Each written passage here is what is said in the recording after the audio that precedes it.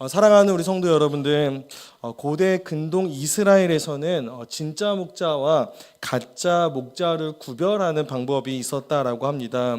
혹시 무엇인지 아십니까? 진짜 목자와 가짜 목자를 구별하는 방법. 만약에 내가 진짜 목자다라고 하는 사람이 등장하면 그 사람이 입고 있는 우통을 벗겨보았다고 합니다. 왜 그럴까요? 만약에 이 윗옷을 벗었는데 그 안에 들어있는 몸이 막 근육질 몸에 배곡 같은 막 피부에 상처가 하나 없는 몸이라면 그 사람은 어떠한 목자일까요? 가짜 목자인 것입니다. 그렇다면 진짜 목자의 몸은 어떠해야 할까요? 딱 이 위통을 벗겼는데 그 몸 안에 뭐가 있어야 될까요? 상처 투성이가 있어야 하는 것입니다. 그러면 그 사람은 진짜 목자다라고 하는 것입니다. 왜 그럴까요? 진짜 목자에게는 이 맹수로부터 양을 보호하고 또 지키다가 쌓은 상처의 흔적이 있기 때문입니다. 또 양은 어떠한 짐승입니까? 시력이 나쁘죠. 시력이 나쁘고 또 방향 감각이 없다라고 합니다. 그래서 그러한 양들이 가시떨기 나무가 있는 곳에 갇히고 또 낭떠러지에 갇히면 어떻게 해야 하는 것이죠? 자신의 몸이 가시에 찔리더라도 또는 암벽에 내 몸이 쓸리더라도 이 양들을 찾아서 데리고 와야 하는 것, 이것이 목자로서의 역할이 되는 것입니다. 그러다 보면 어떻게 될까요? 온몸이 상처 투성이가 될 수밖에 없는 것입니다. 진짜 목자는 자신이 이러한 양들을 그렇게 사랑하는 진짜 목자다라고 하는 것을 자신의 상처난 몸을 통해서 증명해 보여주는 것입니다. 그런데 가짜 목자는 어떠할까요? 양들이 어떻게 되든 상관이 없습니다. 자신의 안위와 또 나의 안전이 중요한 것이죠. 자신의 유익을 위해서라면, 나의 안전을 위해서라면 양 한 마리 정도는 가볍게 버릴 수 있는 것입니다. 그래서 어떠한 상처 날 일도 없는 것이고 또 양으로 인해 아파할 일도 없는 것이죠. 이렇게 고대 근동 이스라엘은 진짜 목자와 가짜 목자를 구별하였다라고 합니다. 그런데 오늘날 우리가 살아가는 이 시대를 보면은 가짜와 진짜를 구별하기가 참 힘든 시대가 된 것 같습니다. 교회 안에 진짜인 듯 보이나 가짜 그리스도인들이 많이 있죠. 무엇보다도 진짜인 듯 보이나 가짜인 사역자들도 많아진 시대가 된 것 같습니다. 경건의 모양은 있으나 경건의 능력은 나타나지 않는 것이죠. 사랑하는 성도 여러분, 혹시 찰리 채플린이라고 하는 영국의 유명한 코미디언 배우를 아십니까? 찰리 채플린 다 아시죠? 제가 예전에도 한번 이 이야기를 했었는데 이 찰리 채플린이라고 하는 사람이 인기가 많아지니까 어떠한 대회가 열렸냐면 찰리 채플린 흉내내기 대회가 열린 것입니다. 그런데 이 대회에 누가 참석했을까요? 진짜 찰리 채플린이 참석을 한 것이죠. 그런데 이 대회에 그가 출전한 결과 진짜 찰리 채플린이 몇 등을 했을까요? 당연히 1등을 하지 않았겠죠. 그러니까 제가 이야기를 하겠죠. 몇 등을 했냐면 3등을 한 것입니다. 무엇입니까? 진짜보다 더 진짜 같은 가짜가 있었다라고 하는 것입니다. 사랑하는 성도 여러분, 오늘날 교회도 그렇단 말입니다. 진짜보다 더 진짜 같은 교인이 교회 안에도 존재하고 또 그러한 사역자 또한 교회 안에도 존재하고 있는 것입니다. 그런데 구별하기가 참 어렵습니다. 그렇다면 우리는 어떻게 이 진짜와 가짜를 구별할 수 있을까요? 그리고 이 가짜가 가득한 이 세상에서 어떻게 우리는 우리의 믿음과 또 우리의 신앙을 유지하면서 우리는 살아갈 수 있을까라고 하는 질문을 오늘 말씀을 시작하면서 우리가 함께 해보았으면 좋겠습니다. 우리는 지난 3주 동안 베드로후서 1장에 대한 말씀을 함께 살펴보았습니다. 지난 3주 동안 이 베드로후서에 대한 배경을 우리가 계속해서 들어왔지만 그래도 오늘 이 시간 잠시 또 이 배경에 대해서 언급하고 가도록 하겠습니다. 우리가 베드로후서 강해를 하기 전에 사실 베드로 전서를 먼저 살펴보았죠.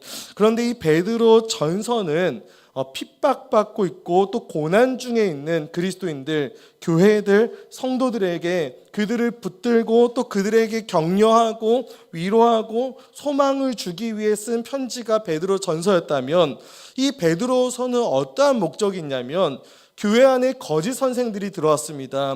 그래서 이 거짓 선생들의 미혹과 유혹 앞에서 흔들리고 있는 교회를 바로잡기 위해 베드로가 다시 한번 펜을 들어서 편지를 쓰기 시작한 것입니다. 그래서 이 베드로 전서와 후서를 우리가 쭉 읽어보다 보면 이 두 편지의 분위기가 사뭇 다르다라고 하는 것이 느껴지는 것입니다.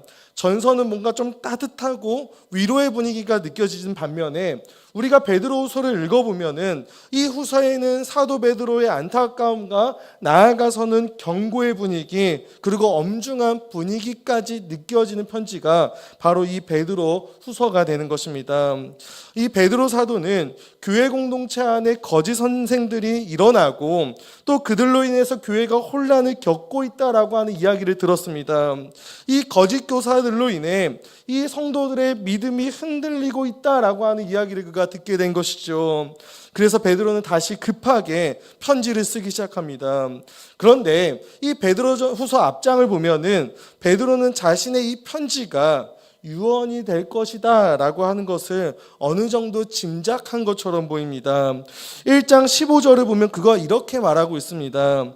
내가 힘써 너희로 하여금 내가 떠난 후에라도 어느 때나 이런 것을 생각나게 하려 하노라. 내가 떠난 후에라도 어느 때나 내가 지금 너에게 편지하는 이런 것을 생각나게 하기 위해 내가 지금 펜을 들었다라고 이야기하고 있는 것이죠. 그래서인지 1장을 우리가 쭉 보면은 베드로가 편지를 시작하자마자 잠깐 짧게 인사합니다. 잠깐 짧게 인사하고 나서 자신이 정말로 이 교회에게 하고 싶은 중요한 주제들을 막 꺼내기 시작하는 것을 우리는 1장을 통해서 볼 수가 있는 것입니다. 베드로가 1장에서 이야기하는 것들이 무엇입니까? 하나님께서 너희들에게 신기한 능력으로 생명과 경건에 속한 모든 것인 보배로운 믿음을 너희에게 주셨다.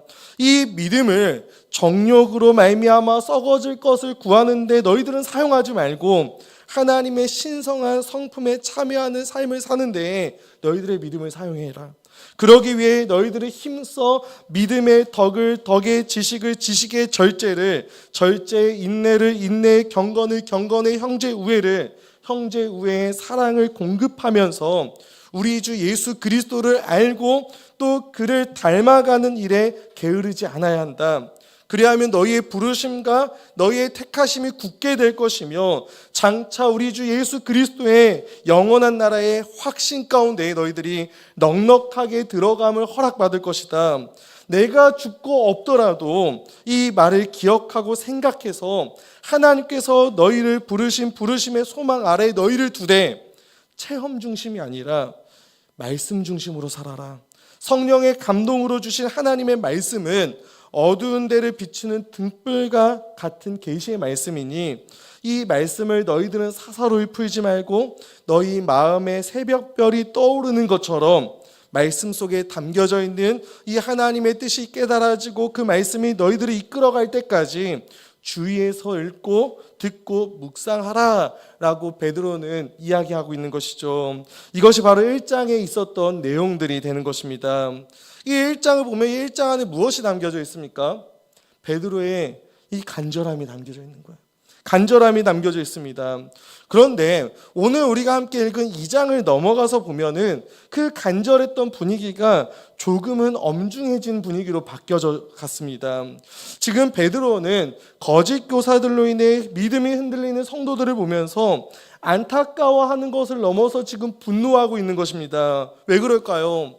사랑하는 교회를, 주의 몸된 교회를 그들이 지금 무너뜨리려고 하고 있기 때문입니다. 그래서 1장에서 자신이 하고 싶어 했던 이 핵심적인 이야기를 쭉 다 이야기하고 나서 2장에 들어가면서 그는 그러나라고 하는 접속사를 사용하면서 2장을 시작하는 것이죠. 그러나 내가 1장에서 이야기했고 쭉 열거한 이러한 진리 안에 너희들로 하여금 서지 못하게 하는 지금 거짓 교사들이 너희들 안에 존재하고 있다. 그것을 너희들이 알아야 한다, 보아야 한다 라고 지금 그가 이야기하고 있는 것입니다. 그런데 이 거짓 선생들, 이 거짓 교사들은 베드로가 편지를 쓰고 있는 지금 이 시점에만 존재하고 있었던 것이 아닙니다. 이 베드로는 2장을 시작하면서 이러한 거짓 교사들은 과거에 거짓 선지자라고 하는 이름으로 있었고 또 앞으로도 교회 안에 늘 존재할 것을 지금 이야기합니다. 2장 1절 서두를 보면 그가 이렇게 이야기하죠. 제가 읽도록 하겠습니다. 그러나 백성 가운데에 거짓 선지자들이 일어났었나니 이와 같이 너희 중에도 거짓 선생들이 있으리라. 거짓 선지자들이 있었나니 이와 같이 있으리라 라고 이야기하고 있습니다. 과거에 이스라엘 백성들 가운데 우리가 구약 성경을 보면은 거짓 선지자들이 있어 왔습니다. 특별히 선지서들을 보면은 이러한 거짓 선지자들의 모습을 우리는 볼 수가 있는데 그들이 했던 말이 무엇입니까?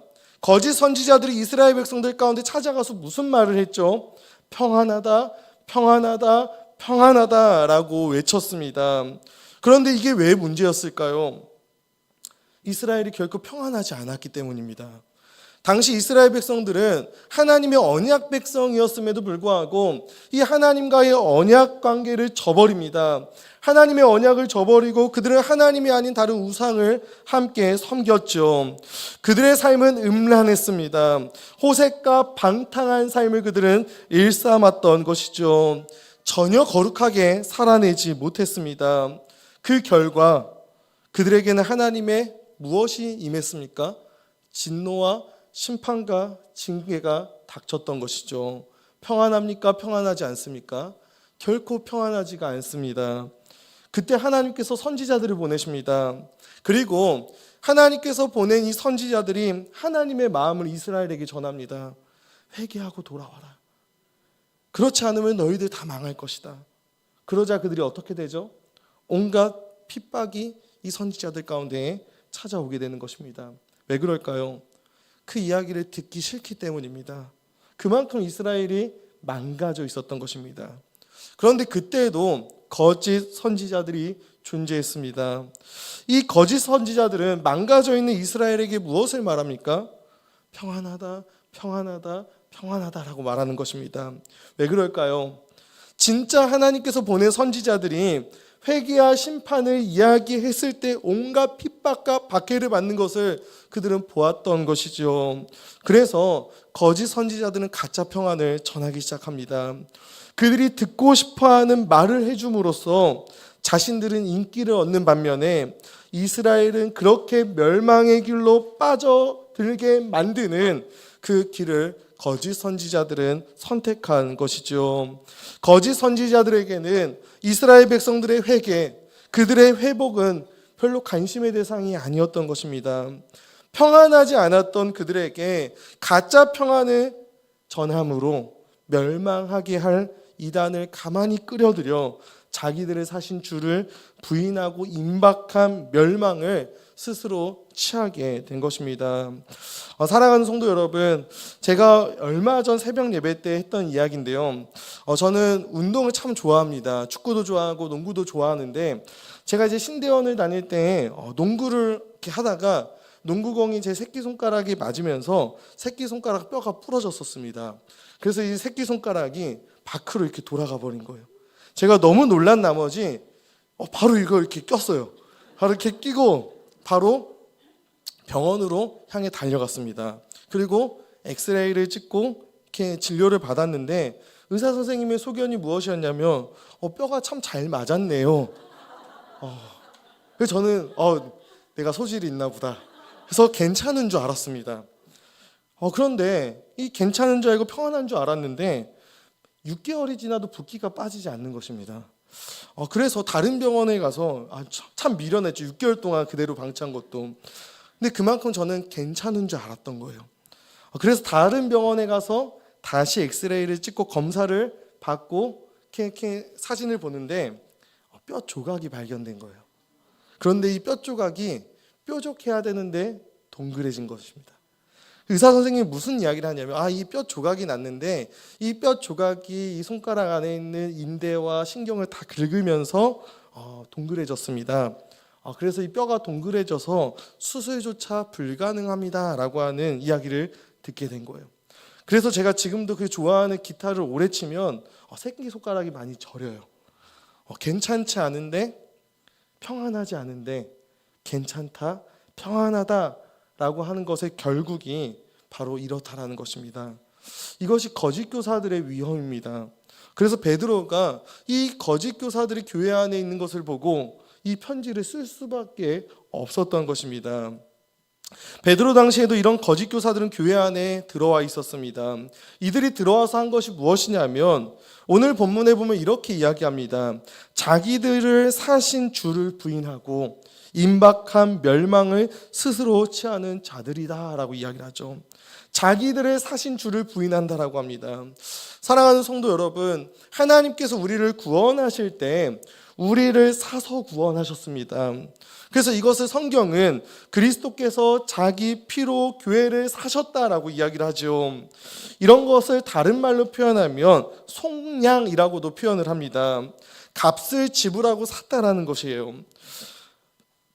무엇으로부터 우리를 값주고 사셨습니까? 하나님의 공의의 심판으로부터 값주고 우리를 사신 거예요. 우리는 다 죄인이었죠. 죄인이었기 때문에 공의로우신 하나님의 심판으로 말미암아 우리는 어떻게 할 수밖에 없었을까요? 다 죽을 수밖에 없었습니다. 그래서 성경은 우리를 향해서 허물과 죄로 죽었던 너희다라고 표현을 하고 이야기를 하는 것입니다. 그런 자리와 그런 상태에 있었던 우리를 하나님은 예수 그리스도의 피로 값을 치르시고 우리를 사서 구원하셨다라고 성경은 이야기하는 것입니다. 예수님께서 내가 지불해야 하는, 우리가 지불해야 하는 이 죄와 사망의 값을 십자가 위에서 자기의 피로 그 값을 지불하셨다라고 하는 것이죠. 우리는 이렇게 그리스도의 피로 값주고 산 존귀한 존재인 것입니다. 주님께서 우리를 당신의 피로 사셨기 때문입니다. 그런데 하나님께서 자신의 이 아들의 피로 우리를 값주고 사셨을 때는 목적이 있다는 거예요. 그것에 대해서 바울은 에베소서에서 무엇이라고 이야기하냐면 하나님의 사랑 앞에서 거룩하고 흠이 없게 하시려고 라고 이야기를 하는 것입니다. 우리로 하여금 거룩하고 흠없는 하나님의 자녀로 삼기 위해서 우리를 그리스도의 피로 값주고 사셨다라고 이야기하는 것입니다. 그것을 베드로후서에는 1장에 가면 하나님께서 우리에게 믿음을 주셨다. 근데 그 믿음을 가지고 신성한 성품에 참여하는 삶을 살며 믿음의 덕을 덕의 지식을 지식의 절제를 절제, 인내의 인내의 경건을 경건의 형제우애를 형제우애의 사랑을 공급하면서 우리 주 예수 그리스도를 알고 그를 닮아가는 일에 게으르지 않아야 한다라고 베드로는 그렇게 표현한다라는 거예요.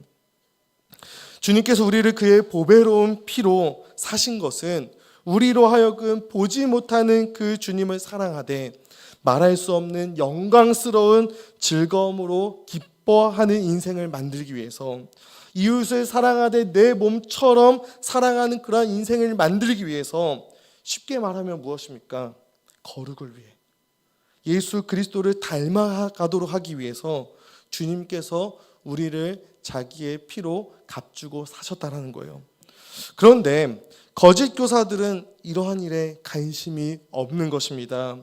거룩을 가르치지 않고 주님을 닮아가는 것을 가르치지 않는다면 이 모든 것은 다 우리를 사신 주를 부인하는 것입니다. 거짓 교사들, 이 거짓 선생들은 교회의 거룩에, 또 교회가 우리 주 예수 그리스도를 닮아가는 것에 관심이 없는 자들입니다. 그렇다면 이 거짓 교사들은 무엇에 관심이 있을까요? 오늘 보면 2절은 이렇게 말합니다. 제가 읽도록 하겠습니다. 여럿이 그들의 호색하는 것에 따르리니 이로 말미암아 진리의 도가 비방을 받을 것이다 라고 2절에서 이야기하죠. 3절은 이어서 이렇게 말씀합니다. 그들이 탐심으로써 지어낸 말을 가지고 너희의 이득을 삼으니. 그들이 관심을 갖고 있는 것은 무엇입니까? 호색과 탐심과 자신들의 이득에 관심이 있다라는 거예요. 여기서 호색이라고 하는 것은 방탕으로도 번역할 수 있는 단어입니다. 성적인 방탕을 포함하여서 모든 부끄러운 행위들을 호색이라고 이야기하는 것입니다. 이들의 방탕과 호색으로 말미암아 이 진리의 도가 비방을 받는 것입니다. 그런데도 오늘 본문을 보십시오. 무엇이라고 이야기하냐면 여럿이 따른대요.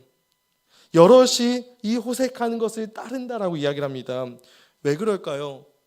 다 그런 것은 아니겠지만 오히려 이 방탕과 호색과 탐심에 속한 사람들은 이 자신들의 그러한 삶을 이 거짓 선생들이 신앙이라고 하는 이름으로 포장해주고 덮어주며 위로해주는 것이 좋아서 더 그러한 곳에 많이 모이고 여럿이 그들을 따를 수도 있다는 것입니다.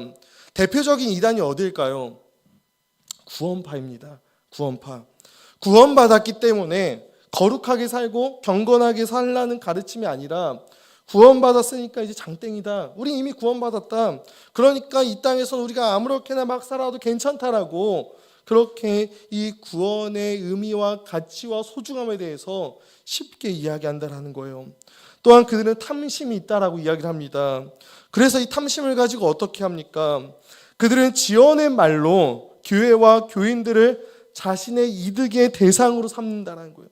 오늘날로 말하면 이 교회를 볼 때, 교인들을 볼 때 돈으로 본다라는 것입니다. 나의 이득으로 본대요. 이들에게는 교회와 교인은 그저 나의 욕심을 채워줄 도구, 자신의 이득의 대상일 뿐이라는 것이죠. 그런 거짓 교사들에게, 그러한 자들에게 아까 우리가 1장에서 베드로가 이야기했다라고 하는 신성한 성품에 참여하는 것, 예수님을 닮아가는 것, 더욱 거룩하게 살면서 보이지 않는 우리 그리스도를 사랑하고 기뻐하고 즐거워하는 것, 이웃을 사랑하는 것, 이러한 것은 그들에게 관심이 없을 수밖에 없다는 것입니다. 사랑하는 우리 성도 여러분, 이러한 거짓 선지자들, 과연 구약 성경에만, 그리고 이러한 거짓 교사들이 과연 초대교회에만 있었던 것일까요? 아닙니다. 베드로는 이렇게 이야기했죠. 너희 중에도 거짓 선생들이 있으리라 라고 미래형을 쓰면서 표현합니다. 앞으로 계속 이 거짓 선생들, 거짓 교사들이 교회 가운데 있을 거래요. 그리고 이 말은 오늘날 이루어졌죠. 여러분, 오늘에 살아가는 우리 가운데도 이러한 거짓 선생들이 있습니까? 없습니까? 당연히 있습니다. 오늘날 우리가 신천지와 같은 이런 이단들을 비롯하여서 수많은 이단들이 우리 가운데 존재하지요. 그런데 저는 이러한 신천지와 같은 이단만이 거짓 선생이라고 생각하진 않습니다. 물론 이들은 거짓 선생들이 맞지요. 그런데 저는 오늘날 우리가 살아가고 나아가고 있고 다니고 있는 이러한 기성교회 안에도 이러한 거짓 선생들이 여전히 존재할 수 있다라고 생각을 하는 것입니다. 특별히 대표적으로 무엇이 있습니까? 번영신학이라고 하는 것이 있습니다. 예수 믿으면 잘 될 것이다. 예수 믿으면 부자가 될 수 있고 세상이 말하고 있는 이 성공을 할 수 있다라고 이야기를 하죠. 하늘에 속한 신령한 복이 아니라 세상이 말하고 있고 세상 사람들이 쫓고 있는 똑같은 복, 이것을 교회가 쫓게 만든다라는 것입니다. 그들도 겉으로는 예수 그리스도를 자신들의 주라고 믿고 고백하는 신실한 자들처럼 보일 수도 있어요.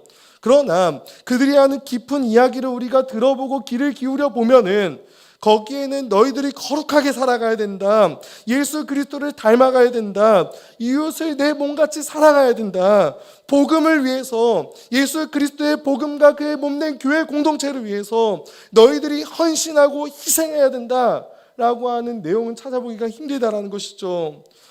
이들이 하는 말에는 이러한 거룩함과 성화의 말씀이 없습니다.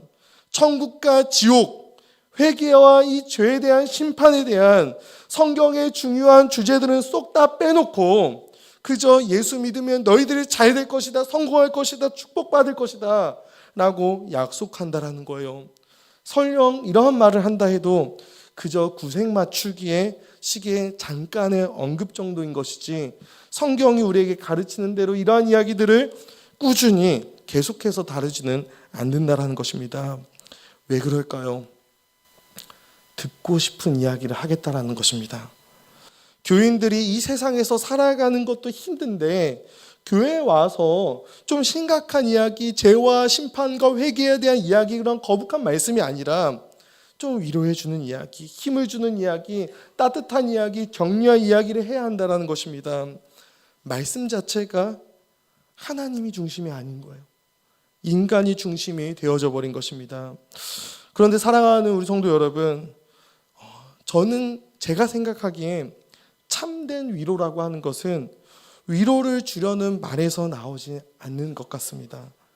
참된 위로는 어디에 있을까요? 복음이 정말 복음답게 선포되고 들려질 때 참된 위로가 찾아오는 것입니다. 하나님의 말씀이 있는데 이 하나님의 말씀이 정말로 하나님의 말씀답게 선포될 때 우리에게 참된 위로가 찾아오는 것입니다. 때로는 그 말씀이 우리의 마음에 부딪혀서 우리의 마음에 부담을 줄 수는 있어도 그 말씀이 나의 심령을 통과하고 이 말씀을 듣고 내가 살아낼 때 세상이 줄 수 없는 그러한 평안과 위로가 우리에게 찾아오는 것이지, 이러한 가짜 위로를 통해서 우리가 진정한 평안과 위로를 얻는 것이 아닌 것입니다. 또 어떠한 거짓 선지자들이 오늘날 우리 가운데 있을까요? 한 가지의 경우만 더 이야기해 보겠습니다. 우리는 무언가 신비한 것에 혹할 때가 많이 있습니다. 우리가 지난주에 살펴보았듯이 이미 우리에게는 무엇이 있습니까? 성령의 감동하심을 받은 사람들이 하나님께 받아서 우리에게 전해준 신구약 성경이 우리에게 있지요. 그런데 이상하게 우리는 이미 주어진 이 은혜의 수단이 하나님의 말씀보다 변화산의 체험을 더 원할 때가 있다는 거예요. 신비한 체험을 원하고 비범한 것들을 원하면서 정말로 우리에게 더 확실하게 지어진 이 예언의 말씀, 하나님의 말씀에는 별로 관심을 안 가질 때가 많다는 것입니다. 최근에 유튜브를 보십시오. 이 유튜브를 통해서 이러한 신비주의와 은사주의자들을 더 쉽게 우리는 접할 수가 있습니다. 특별히 여러분, 요즘 이슈가 된 아주 한 젊은 청년이 있습니다. 박혁 전도자라고 하는 사람인데, 여러분 그 영상을 한번 보신 적 있습니까? 그 영상을 한번 봐보십시오. 사람들이 그 사람이 막 안수하고 기도하면 막 다 뒤집어지고 막 엄청난 신비한 역사들이 일어나는 것처럼 보여요. 그런 일들이 일어날 수도 있겠죠. 여러분, 엄청난 카리스마가 있고 엄청난 체험이 그 안에 담겨져 있어요. 그런데 거기에는 거룩과 성화, 우리의 성품과 인격에 대한 진지한 고민이 없어요. 그러한 성장은 없는 것입니다. 그리스도를 닮은 인격과 이 성품에 대한 가르침은 전혀 찾아볼 수가 없습니다. 영혼에 대한 진지한 고민이 그 안에 없는 것이죠. 성경이 말하는 그런 중요한 내용은 없는 채 그저 기적과 체험과 열심으로 포장하여서 사람들이 미혹한다는 거예요. 사랑하는 우리 성도 여러분, 성령의 9가지 열매가 다 무엇입니까? 신비한 체험과 비범한 것들이 아닙니다. 여러분, 성령의 9가지 열매를 보십시오. 다 우리의 무엇에 관한 거냐면 성품과 인격에 관한 것들입니다. 거룩에 관한 것들인 것입니다. 여러분, 하나님의 관심은 늘 여기에 있는 것이지 비범하고 신비한 것에 있지 않다는 거예요. 그런데 이런 거짓 선생들의 가르침에 우리가 왜 흔들리고 따라가려고 하는 것일까요? 이들에게 이 말 하나님의 심판의 엄중함, 그것이 아직 피부에 와닿지 않기 때문입니다. 그리고 무엇보다도 이들이 교묘하게 만들어낸 이야기 대부분이 누가 듣고 싶어하는 이야기들일까요? 우리가 듣고 싶어하는 이야기일 뿐만이 아니라 우리 인간이 가지고 있는 보편적인 소원이 그 안에 있다는 거예요. 그리고 경제적이고 종교적인 탐심과 이 거짓 선생들이 이야기하는 것이 부합한다라는 것이죠. 그들의 이러한 거짓된 말은 연약한 인간의 본성에 매력을 느끼기에 충분하다라는 것입니다. 예수 믿으면 복 받습니다. 강건하고 잘 될 것입니다. 여러분, 이러한 삼박자 축복의 말을 들을 때 이 말들은 우리로 하여금 매력을 느끼게 만듭니다. 우리 또한 듣고 싶어하는 말들 아닙니까? 사랑하는 성도 여러분, 기왕이면 우리도 기왕이면 예수를 믿어서 세상에서 복 받으면 좋잖아요. 기왕이면 잘 먹고 잘 살 수 있으면 좋잖아요. 인정받으면서 떵떵거리면서 살 수 있으면 좋지 않습니까? 그래서 누가 이러한 말을 해주기를 바라지 않냐라고 하는 것입니다. 사랑하는 성도 여러분, 가짜도 진짜처럼 흉내를 낼 수 있습니다. 그리고 때로는 진짜보다 더 진짜같이 흉내내기도 합니다. 거짓 선생들도 나름대로 자신을 이 시대와 사람들이 가진 질문에 대한 해답이 되는 방법을 내가 가지고 있는 것처럼 가장합니다. 그 사람들이 속고 우리가 속는 것이죠. 많은 사람들에게 이런 거짓 선생들이 영향을 끼치기도 합니다. 때로는 그러한 사람들이 박혁전도자라는 이 사람처럼 정말로 탁월해 보이기까지 해요.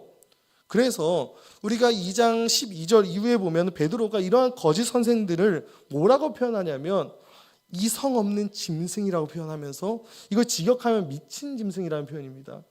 그래서 굳세지 못한 영혼들을 유혹한다라고까지 이 베드로가 말하고 있는 거예요. 이런 미친 짐승과 같은 거짓 선생들이 연약하여 굳세지 못한 우리들을 진짜같이 흉내내면서 유혹한다라는 거예요. 사랑하는 성도 여러분, 그렇다면 이러한 거짓 선생들의 유혹 앞에 우리가 알아야 하고 기억해야 하는 것이 있다면 무엇일까요? 오늘 본문을 통해서 거짓 선생들의 유혹 앞에 있는 교회에게 베드로가 하고자 했던 이야기가 무엇일까요? 여러분, 베드로는 4절부터 무엇을 강력하게 이야기하냐면 이러한 거짓 선생들에 대한 심판이 반드시 있을 것이다. 그리고 그 심판은 엄중할 것이다 라고 이야기를 합니다. 먼저 베드로는 이러한 거짓 선생들에게 임할 하나님의 심판을 경건하지 아니한 자들을 심판하신 구약의 3가지 사례를 들어서 이야기를 합니다. 먼저 4절을 보면은 하나님께 범죄한 천사들을 용서하지 않고 심판하신 것을 이야기하죠. 하나님께 범죄한 천사들을 어떻게 하십니까? 지옥에 던져서 구덩이에 두어 심판 때까지 지키게 하신다라고 말씀하죠. 5절을 보십시오.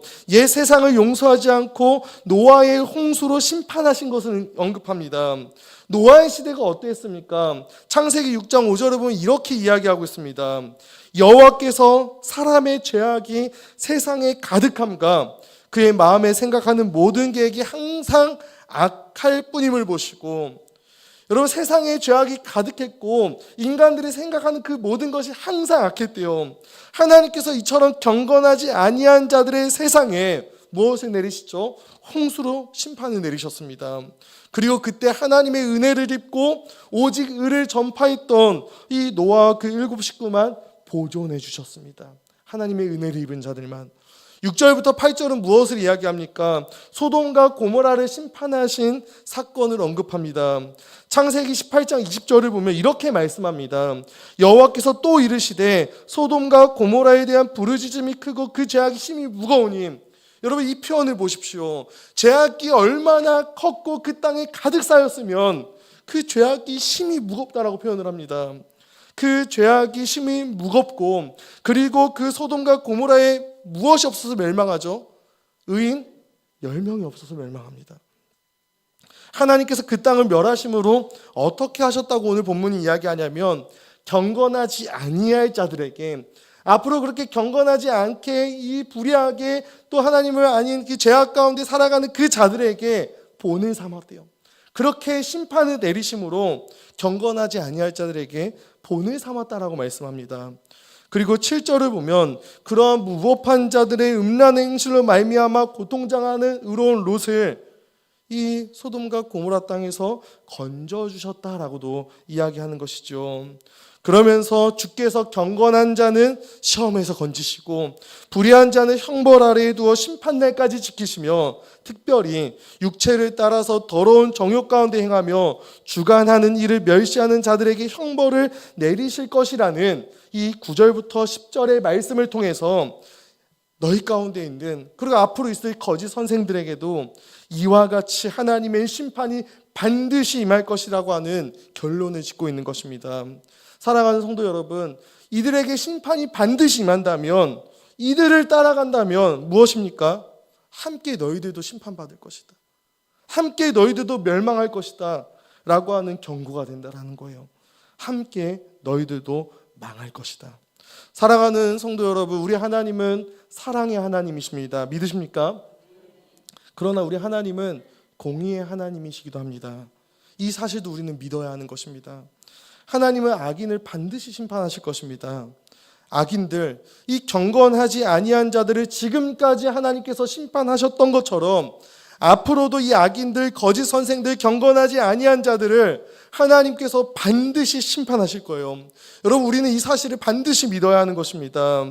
여러분, 우리가 이 땅에 믿음으로 살아가고 경건하고 거룩하게 살아가다 보면 여러 가지 우리의 이성과 생각으로는 이해할 수 없는 상황을 맞이하게 될 때가 있어요. 여러분, 우리가 하나님의 신성한 성품에 참여하고 거룩하고 의롭게 살아가기 힘쓰다 보면 때로는 우리의 마음과 우리의 의로운 심령이 상할 때가 있어요. 어떨 때 그럴까요? 내가 의롭게 살아가려고 힘쓰는데 계속해서 경건하지 않고 거짓된 자들이 있는 거예요. 그런데 잘 보니까 이 경건하지 못한 자들, 거짓된 교사들이 우리보다 오히려 더 형통하게 살아가는 것 같을 때 우리의 마음이 때로는 곤란해지고 아파진다라는 것이죠. 그래서 때로는 이러한 거짓된 가르침에 우리가 현혹될 때도 있을 것입니다. 그러나 사랑하는 성도 여러분, 오늘 본문이 우리에게 말하는 것이 무엇입니까? 이러한 거짓된 자들, 경건하지 못한 자들에게 그들이 지금은 비록 형통해 보일지라도 반드시 무엇이 있을 것이다? 하나님의 심판이 있을 것이다. 반드시 하나님께서 그들을 심판하실 것이다. 그리고 의롭게 살아가고 신성한 성품에 참여하며 거룩하고 경건하게 살아가는 너희들 하나님께서 반드시 보존하고 지키실 것이다. 이것이 오늘 우리에게 위로와 소망이 되는 말씀이 되기를 주님의 이름으로 축복합니다. 사랑하는 성도 여러분, 우리가 계속해서 몇 달 동안 베드로전서 후서를 보고 있습니다. 여러분, 베드로전서는 아까도 이야기했듯이 외적인 공격에 대한 베드로의 편지였어요. 핍박과 박해 가운데 있는 성도들에게 너희들의 산 소망 되신 예수 그리스도를 보여주면서 그들을 위로했고, 핍박 가운데서도 그런 박해 가운데서도 우리 그리스도인들이 주의 몸된 교회가 어떻게 이 땅을 살아가야 하는지를 베드로전서를 통해서 보여주고 이야기해주는 편지라고 할 수 있는 것이죠. 반면에 이 베드로후서는 교회 안에 나타난 내부의 적, 즉 거짓 선생들의 가르침에 현혹되는 교회와 성도들을 지키고 보호하는 편이다라고 이야기를 했습니다.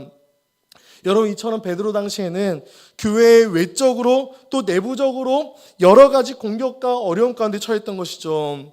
그런데 여러분, 오늘 본문이 우리에게 보여주는 것이 있습니다. 무엇이냐면 이러한 외적이고 또 내적인 어려움과 적들과 공격이 우리 가운데 있을지라도 하나님께서 어떻게 하신 것입니까?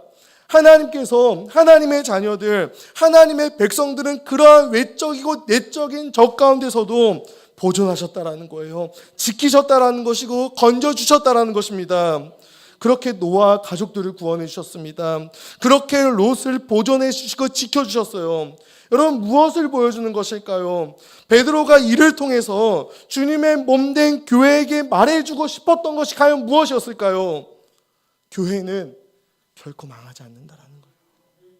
외부의 적이 아무리 강할지라도 내부의 거짓 선지자들이 이성 없는 미친 짐승들처럼 날뛴다고 할지라도 하나님께서 당신의 몸된 교회 예수 그리스도의 그 보배로운 피로 값주고 산 그 교회를 결코 그들 가운데 망하도록 내버려 두지 않으시고 보존하시고 건지시고 지키신다는 사실이에요.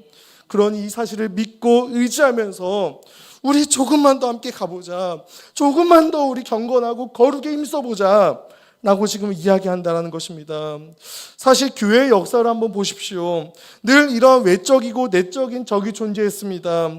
초대교회를 보면 늘 거대한 로마 제국으로부터 핍박을 받았죠. 강력한 외부의 적이 존재했습니다. 그런데 이뿐입니까? 교회 안에는 늘 이단적 사상이 등장했어요.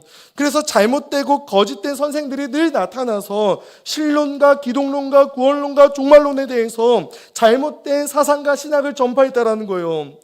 금방이라도 교회는 무너지고 망해야 되는 것이 당연한 상황에서 교회가 망했습니까? 안 망했습니다. 하나님께서 보존해 주시고 지켜주시고 건져주셨던 것이죠. 그 이후에 콘스탄티누스 황제가 기독교를 국교화시킵니다. 그렇게 기독교는 승승장구할 것만 같았는데, 그런데 그때부터 교회는 내부적으로 거짓 선생들에 의해서 급속도로 타락하기 시작합니다. 그래서 중세 기독교를 무엇이라고 부르죠? 암흑기라고 이야기합니다. 교회의 암흑기. 기독교가 급속도로 타락하기 시작한 거예요.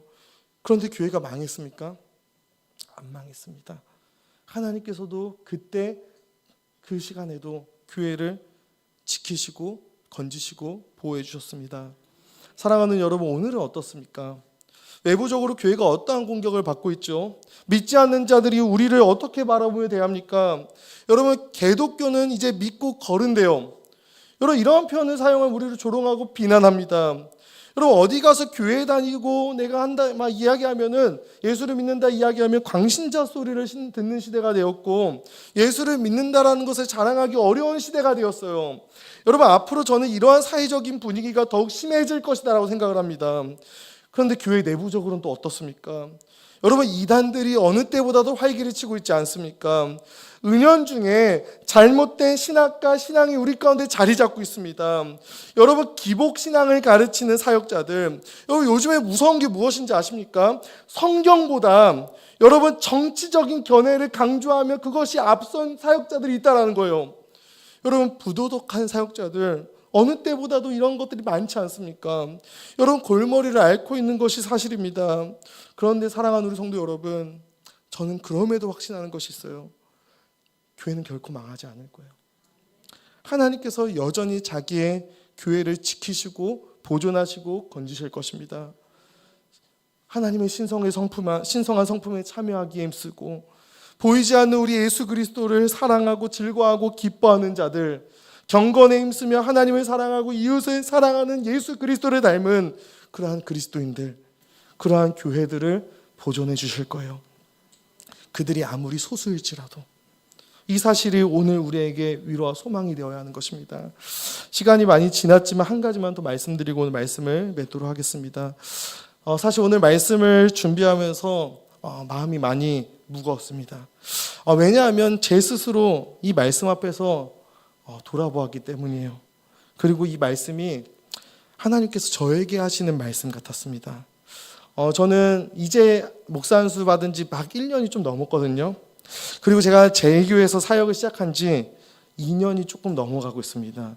놀랍죠? 저희 고등부 학생들과 선생님들은 목사님 한 5년 계신 것 같은데 아직 2년밖에 안 됐냐 막 이런 얘기를 해요. 그럼 제가 2년이 막 이렇게 넘어갔는데, 제가 얼마 전에 제가 아끼는 몇몇 사람들과 대화를 하면서 이런 이야기를 했던 적이 있습니다. 제2교회에 내가 오고 나서 정말 분에 넘치는 사랑을 받고 있는 것 같다. 나 같은 사람이 뭐길래 교회와 성도님들께서 이렇게 사랑을 베풀어 주시는지 모르겠다라고 이야기를 나눴어요. 그런데 무서운 게 무엇인지 아십니까? 많은 사랑을 받는 거 참 감사합니다. 그런데 어느 순간에 제가 칭찬받고 인정받고 대접받는 게 당연해졌어요. 제가 당연스럽게 생각하고 있더라고요. 그리고 이러한 것들이 없을 때 왠지 모르게 섭섭한 마음이 들 때도 있는 제 자신이 보이는 것입니다. 두려웠어요. 저도 제 탐심 때문에 교회와 성도들을 이득으로 삼는 자가 될 수도 있겠다라고 하는 생각이 들더라고요. 너무나도 연약한 제 자신이 보였습니다. 그래서 이 말씀을 준비하게 하신 하나님께 참 감사하다라는 생각도 들었습니다. 사랑하는 우리 성도 여러분, 정말로 조심스러운 이야기지만 만약에 정말 저를 포함한 우리 교회의 교역자분들이 오늘 본문에서 베드로가 이야기하는 거짓 교사들의 모습이 나타난다면 우리는 어떻게 해야 할까요? 우리를 사신 주를 부인하고 호색과 탐심으로 교회와 성도들을 우리의 이득으로 삼는 모습이 보인다면 어떻게 해야 할까요? 우리들의 위통을 딱 벗겨봤는데 교회와 영혼을 섬기다가 생긴 어떠한 상처도 없이 그저 우리를 탐심을 채운 그런 매끈매끈한 그런 백옥과 같은 몸이 딱 나타난다면, 그러한 우리들의 교역자들의 모습이라면 조심스럽고 또 정중하게 권면합니다. 그들로부터 피하십시오. 또는 그들을 주의 몸된 교회로부터, 그 공동체로부터 쫓아내셔야 합니다. 그렇게 교회와 자신들을 지킬 수 있기를 부탁하겠습니다. 그리고 이러한 교역자들이 될 수 있기를 하나님의 말씀을 빌어서 정중하게 기도해 주시기를 부탁드리고 말씀을 맺도록 하겠습니다. 사도행전 20장 28절입니다. 여러분은 자기를 위하여 또는 온 양떼를 위하여 삼가라. 성령이 그들 가운데 여러분을 감독자로 삼고 하나님이 자기 피로 사신 교회를 보살피게 하셨느니라. 이러한 우리 교역자들이 될 수 있기를 간절히 기도 부탁드리도록 하겠습니다.